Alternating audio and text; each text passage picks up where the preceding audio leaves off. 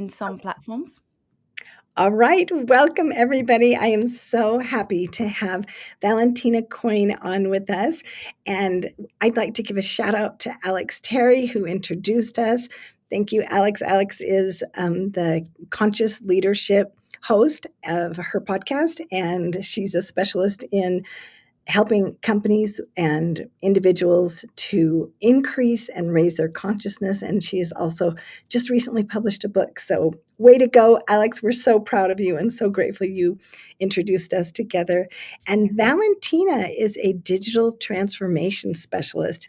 And so she is in Queensland. And if you could tell us a little bit more about you, Valentina, and I'd like to welcome all of our guests to the Empathy Advantage podcast, where we love to talk about emotional intelligence in leadership. And so Valentina and I were just having an amazing conversation, and we just knew that we couldn't just have this to ourselves. We wanted to share it with the world. So welcome, Valentina. Thank you so much for having me, Karen. And yes, a very, very big shout out to Alex. She is absolutely amazing. I'm very glad to be here. Yes. Um, so, yeah, look, as you mentioned, the title I'm using now is Digital Transformation Specialist. And what that really means is, together with my husband, what we do is we help businesses systemize. And a lot of the time, where the mind goes straight away is, oh, you implement technology. And we do that. But in our opinion, starting from technology is often where a lot of the challenges occur in systemizing businesses. And so, what we do is we try to lead with human centered design, and we start with process and people first, and try to make technology more human. And that in turn ends up connecting a lot of the dots and allowing digital transformation to really happen in a human way, not just a technical way. Right. And Valentina and I were just talking about how she and I have both worked with our spouses, Mm. and how a lot of times when we're working with our spouses, my husband and I anyway, he has expertise that I don't have. He has strengths that I don't have. And so we definitely complement each other very well. A lot of times he will handle like legal or contract type issues, and I will handle more of the people side of things. And I've been involved with sales and marketing for the company, where he's been doing more of the detailed technical side. And Valentina was saying the same thing was true with her husband. And so tell us about some of the challenges that you have run into that have helped you to learn some of these things Mm, that now benefit you in putting people first. 100%. Oh, so much to play with here.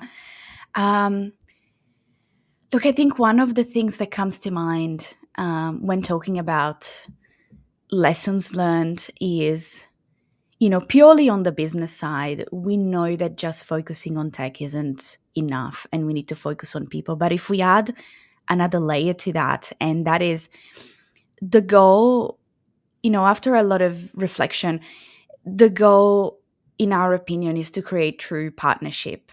And that's the word that I keep coming back to. And that can be used, when working with your spouse. Um, and I absolutely feel the way you feel, Karen. Think we have very different skill set between my husband and I. And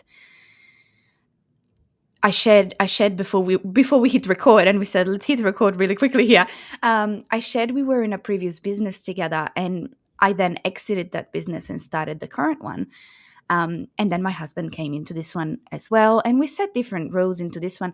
And one of the biggest lessons I learned in the previous business was it's it's okay for me to lean on my feminine traits and for him to lean on his masculine traits. And that actually makes us stronger together. And that allows a true partnership to be created, as opposed to the mistake. And how I did it before is being a woman in a tech space, in a tech in a tech business, being in a leadership position, and feeling like I had to lead the same way that my colleagues led. And I'm not saying one way is better than the other. It is purely that it is two sides of a coin. Maybe that's not the right analogy. It's two different ways to be a leader and be yourself, and both are valued and appreciated actually by the men in that business. They would have been appreciated if I had led from that feminine place. I would have been more solid and grounded in myself. And I freely admit I did not do that then. But that's probably one of the biggest lessons I've learned. And I'm trying to do that in this new business. And I can honestly say the partnership is much stronger for it. I think that's such an interesting point, Valentina, because so many times when we're a woman and we're in a male dominated world, and traditionally tech has been male dominated, that Yes. sometimes we feel like we need to change how we authentically do things or how we even communicate or how we present or interact. And yet, when we do embrace our feminine leadership strengths, it brings this, it's almost like being whole brained. We have Hmm. the strengths that the our counterparts bring, and then we have the strengths that we bring, and it just gives such a more well-rounded approach, because many times I know that when my husband and I will look at the exact same situation and even hear the exact same conversation, we come away with such different perceptions and different Yes. impressions about how to move forward. And to me, I love to debrief things with him, and many times we have gone to meetings together, and we'll come back and he'll say, what did you pick up? What were the subtle things? And then he'll say, you're kidding. Why? What did you see? I missed that. And then we talk about why we saw it. Like for example, this is one that I know you'll totally relate to. When I'm talking with someone and they move back, Mm. oh, okay, they're disengaging for some reason. There's something there that they're uncomfortable with, or they're not ready for, or there's Yeah. something where they're not fully engaged. And that to me is just one example where many times people will miss that subtle cue to then pivot and to maybe adjust how they're presenting, or even ask a question. I noticed this, and then to draw out from the person what was going Mm. on inside, because we don't always know what the person is thinking.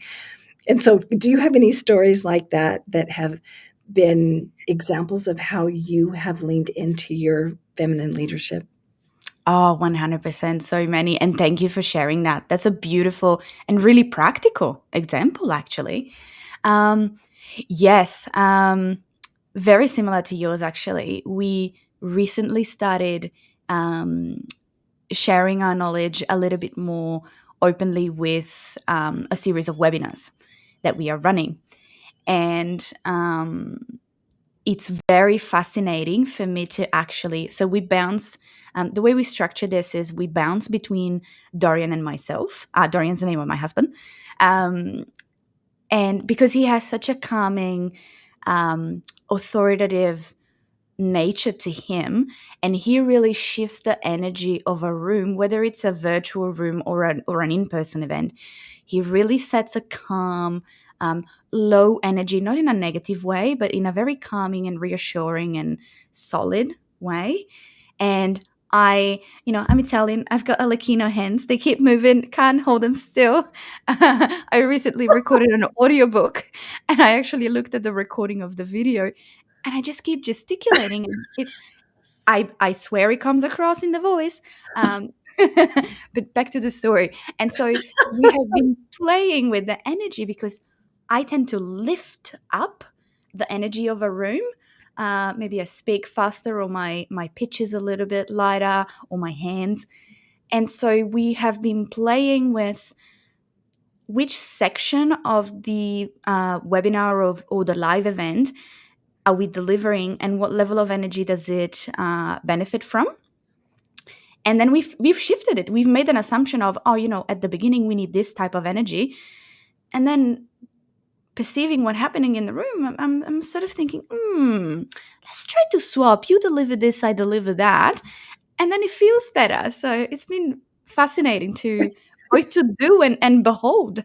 Oh, yes. I can't contain my laughter because my husband says I should have been born Italian. He says, "You cannot talk without your hands." I mean, even like he says, the funniest thing is to try and make you sit on your hands and talk. He said, "You just can't do it." That is So tell us a little bit about your background, Yes. with growing up in Italy and how Yes. that impacted you with your hospitality and the things that you learned there, because I know you learned a lot of emotional Mm. intelligence in that capacity as well. Yes. Yeah, that's a very good. It is actually a recent insight, Karen, that I had on what you just mentioned. Look, growing up in Italy, Italy is a beautiful country, and I'm very, very grateful to have been born and grew up there. And my very first interaction with, besides school, was my aunt was a chef and proprietor at a villa, and a lot of weddings took place there. So at 14, I started going in and helping her, as you do, family, you just go in and help. And I guess it was my first experience where I learned both the structure, the systems, the project management or the event management, if you want to call it in a business sense. But also, that's only 50%, if not less. The rest of what makes an event happen, what makes a human interaction happen, are those intangible, those untouchable feeling, perception that really cannot be put on a manual or on a checklist. They are just experience based. You just feel them. And that, I guess, was my first experience where, yes, there is a structure, but also what's most important is how the guest feels. Right. And being in the hospitality industry myself, I can totally relate to that because Mm. how the guest feels, it makes all the difference in the world. If something doesn't go quite right, but they are treated as if they are the most important person in the room and that they are truly cared about, well, that can make all the difference between the trajectory of the experience for that guest and how they feel about the business as well.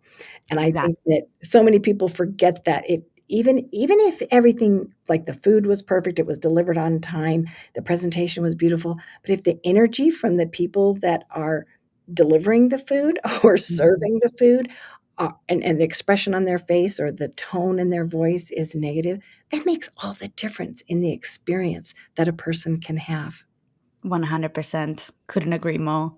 Yeah.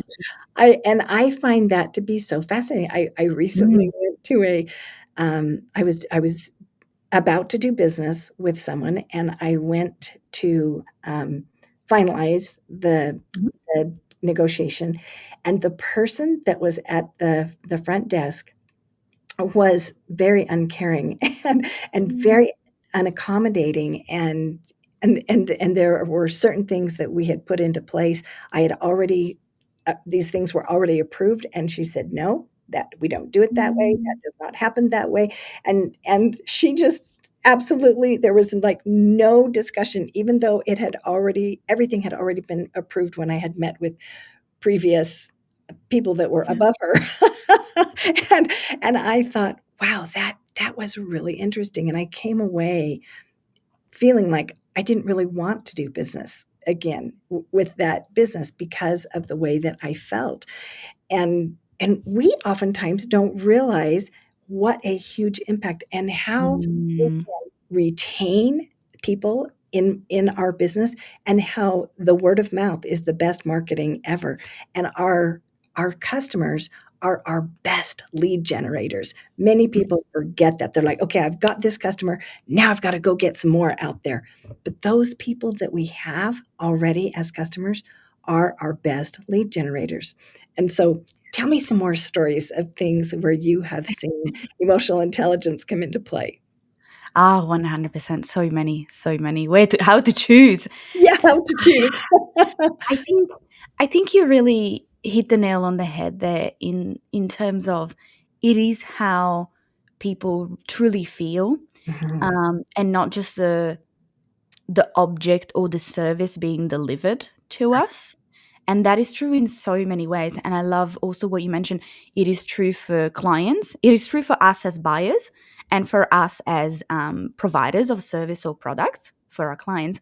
But it is also especially true for the teams that we lead. Yes. And what I find fascinating is, again, there's so much focus on be efficient, um, be high performing, and let's bring in AI to increase automation and efficiency. And sure, we love AI, we love technology, we love AI. It can do so many beautiful things, but not if we lose the human touch, and not if we lose our people along the journey. Because um, I'll tell you another story. We were in a mastermind just a couple of weeks ago with a group of about 20 business owners, a couple of hours away from where we live, down in the Gold Coast. And we had the privilege, excuse me, to talk to a real estate magnate, I think you could call him, has been in real estate for 50 plus years, has built an empire here in Australia. And we had the privilege of hearing from him. And the word that kept coming back, and this is a person that had built multi-million dollar empire, is people. So the top three business lessons were right people, right seat. Absolutely. We've heard it many, many times. But he went a step further than that. And he went to say that it's about inspiring your people and making sure that they can achieve their goals in service of your business goals. And that, hearing that someone in his position with so many years of experience puts so much effort in the experience that he is providing to his own employees, as opposed to focusing on clients, as opposed to focusing on business systems. Sure, again, that's what we do. We do business system. We love systems, but they need to be in service of the experience of your people, yourself, your suppliers, your clients, your team. They are the purpose of why we do what we do. Exactly. Oh my goodness, that is so true. And it's I think that whole dynamic is very fascinating to me because, for example, my husband, that is one of his strengths is efficiency. He is so good at looking at a system and seeing how to improve the efficiency. I look at the system and I look at how to improve the people and the relationships. And so, like you said, to bring those two and marry those two together instead of putting one at the expense of the other. You Mm, need to have both. But I really believe that when you put the people first, that the efficiency is much more able to be implemented. Because if you try to do it the other way around, many times people balk because they don't feel cared about. In fact, the Harvard Business Review did a study where most employees do not feel that management cares about them. And because of that, they're leaving the culture. It's not specifically the job, it's oftentimes the culture. yeah. And when Yep. an employee or the client feels cared about, they are not only do they feel better and the energy is more positive and you can learn things about them, but they're also more engaged. So it increases productivity and it increases profitability. I think that is so fascinating how that increased engagement can create even an impact on the bottom line with the dollar, in addition to create increased loyalty. So you have greater retention and you lose Yes. less money in turnover. And I'm sure Absolutely. that you have seen that in the companies that you are helping with automation. Yes, we've seen that so many times. The biggest challenge that I found with that, Karen, is again, you're bringing the truth to the surface. Um, it is a cost that it isn't immediately apparent, and it is a benefit that it isn't immediately apparent, because you're absolutely correct. All of what we spoke about, the experience, the vision of the business, the culture of the business, the attention to the experience of its people over just efficiency and bottom line dollars, they all contribute and they become a retention strategy. And why is that important? Because, as you mentioned, the cost of turnover. And so we see a lot of business owners think, well, if I don't have the right person, or if they don't like that new software that I'm implemented, I can hire someone else. And that is true. And at a surface level, yes, you can replace one salary for another, Bob's your uncle. However, the cost of turnover, the cost of retraining, resistance to change, and to be fair, when new systems get put in place, it is natural to outgrow um, some of your people. I'll say it in as delicate a way as I can. It Right. is natural. Some of the people that got you to a certain stage of business growth are not going to be with you on the entire journey, and that's okay. Because you were part of their journey to help them grow as far as they wish to go. And they also helped you grow as far as they could. And at some point, maybe it's no longer a fit, and that's okay. The trouble is that sometimes that happens with individuals that are the right fit for your business and could take that leadership role on and help you grow your business if you just partner with them on their goals and on their dreams and aspiration as partners. And again, that concept of, I keep coming back to the concept of partnership, because that's what it truly is. You see your people as partners in your growth, and how can I help them achieve something while they help my business achieve something as well. Right, and when you were talking about, retention, it made me think of the hospitality industry again, and Mm. how important it is to have that consistency in care, because I remember when I've worked in different, industries, knowing that customer that came back again and being able Mm. to say, "Hi, John, how are you? How's your wife? How are your kids? How's your daughter that was living abroad?" or whatever. But because I knew the customer and then I remembered about them, they first of all, they were shocked that I could even remember, and second of all, that I cared enough to bring it up and have a conversation.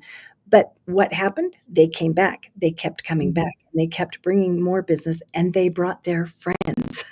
And Yeah. I remember, when I was learning about Will Giardia, and he has the Mm. restaurant 11 Madison Park in Central Park, and he wants to make the experience unforgettable so that when the person comes in, they have an experience like no other.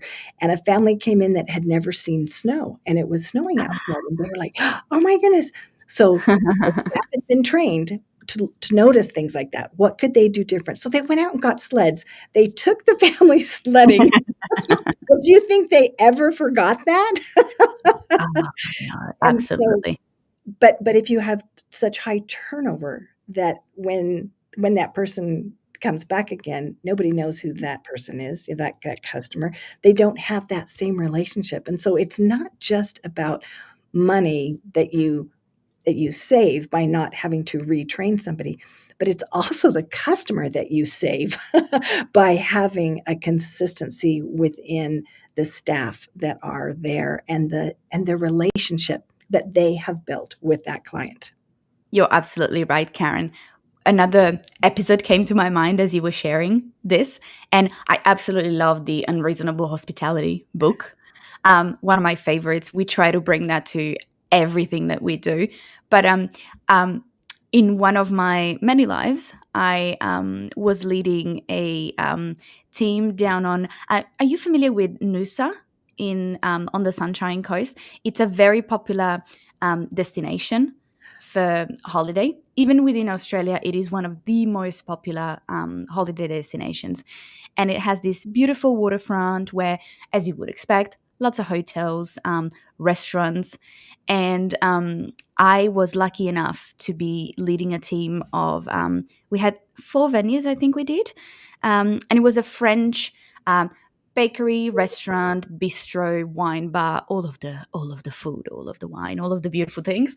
And being in such a high traffic location, there was this push and pull of ideology between myself and the owners, because naturally, you've got high foot traffic, you've got new faces, new holiday makers every single day, and that to a degree ensures business and ensures cash flow. And yet, as soon as it came to the off season, whether it be winter or whether, the triathlon weekend was over and it was back to the Tuesday, Wednesday, all the locals would come out. And it was fascinating to see the ebb and flow of that interaction, whereby, as you said, if we remember their names and even simple things like doing a coffee and pastry combo at the end of the day, it's so simple, so almost silly, but it made them feel so special because it was just dedicated to locals. Nobody else could have it. The tourists couldn't have it. And some of them even started coming in um, on the days where all the tourists were there. So on the weekend or on a triathlon weekend, which is normally unheard of for Noosa. Typically, locals try to keep to themselves until the crowds are gone. I know I was one of them. But it was fascinating to see how just those little moments of attention, little, I call them little, they're not very little. Right. Um, but yeah, what's coming up for you? I can see the thoughts bubbling. Yes, what was coming up for me was, for me, it's like being a detective, and it's really Mm, listening and paying attention to those clues, and then yeah. remembering those clues because it teaches us things that are important to that customer. And I Mhm. want that customer to have the best possible experience, whether it's food, whether it's medical care, whether it's Mm, technology, mhm. implementation. I want them to have the best experience. And so yeah, you were seeing my brain firing when I was thinking about how I have often described it as being a detective. Yes. Oh, that's a beautiful analogy. I might steal that. Well, you are welcome to. Well, we are almost out of time, but Valentina, if you could tell us just a takeaway that we could Mm. implement as far as using emotional intelligence as leaders in whatever capacity we are in. Just one?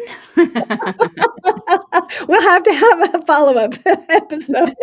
We'll have to. Um, I think the biggest one that comes up for me is, and this might sound a bit bizarre, but slowing down and gathering, first of all, that self knowledge. So, knowledge of yourself. Who are you as a leader? And then from that place of solidity, what do you want? What are your values? What drives you? How do you like to be communicated with? All of those tactical sides. But it all comes down to self knowledge, knowledge of self. And then from that place, how can you extend the same um, approach or the same care to your people? Can you help them? Unless they're already there, in which you have an amazing team, help them get even better. But how can you gather their perspectives? Because as leaders, of course, we're leading our teams, we know what's best, but also we don't see everything. And as you mentioned right at the very beginning, when you go into a meeting, your husband picks up on something, you pick up on something else, different perspectives. And so the biggest tip that I would have is, how can you bring in the perspectives of your people and take the time to do that, even if it feels like you're slowing down? So if you've got an initiative that you're starting, or a system you're implementing, or a new location you want to open in your business, or a new marketing initiative, whatever that may be, slow down and gather the perspectives of your people. A, because you're going to learn something that you didn't know before, and B, because it's human nature. Your team is going to feel involved and part of creating the solution. And just by doing this step, you're going to give them so much ownership over the execution of that solution. Yeah, yeah. Popcorn thoughts again. I can see it. um, so, yeah, that would be my tip. Oh, Valentina, I love that because, without self-awareness, without awareness of the other person, we can't Mm, move forward. We can't gain that information that we need. And when you said to slow down, it takes some slowing down to pay attention to what we're feeling within us. Do we feel off? Do we feel like we're not as engaged? Do we feel some discomfort about something? And to recognize those same signals in someone else, because once we have that awareness, then we can do things in order to gain that information that we wouldn't have otherwise. And then we can move forward together and then implement those things together and have that buy in, like you said, from our team. Oh, that's so beautiful and so foundational to everything that we do, whether it's in business, whether it's in our personal life. Either way, no matter what we do, that is absolutely foundational. Valentina, it's been such a joy to have you on the Empathy Advantage today. I appreciate all of your emotional intelligence. I can tell that it comes very naturally to you, and I can tell that you implement it every single day. It's probably second nature to you. You probably don't even like I can tell when you have to think about it probably is just happening on a regular basis. And so to try and put your finger on it, I just think that's very interesting trying to explain something that is like, well, you've done it a million times. You've been doing it forever, ever since you've been a child. And so I appreciate all of your wisdom. And I can't wait to visit with you again because we, honestly, I can tell we have so much that you could share with us in so many realms. And just your wisdom and your experience is just so valuable. So thank you for being our guest today with us. Thank you for having me, Karen, and thank you for your thoughtful interaction. Beautiful. And if people want to connect with you, how would they find you? What's the best place to find you? Best place to find me is on LinkedIn. Valentina with an A, coin, just like a coin, easy to remember. And the business is Via Technology. Via Technology, Valentina Coin and Via Technology. And Valentina, if you don't mind going in and putting that in the comments and so that, with the link so that people can find you, that would be the easiest way. So thank you everyone for being with us today. Thank you, Valentina, and we will talk to you again soon. Thanks, Karen.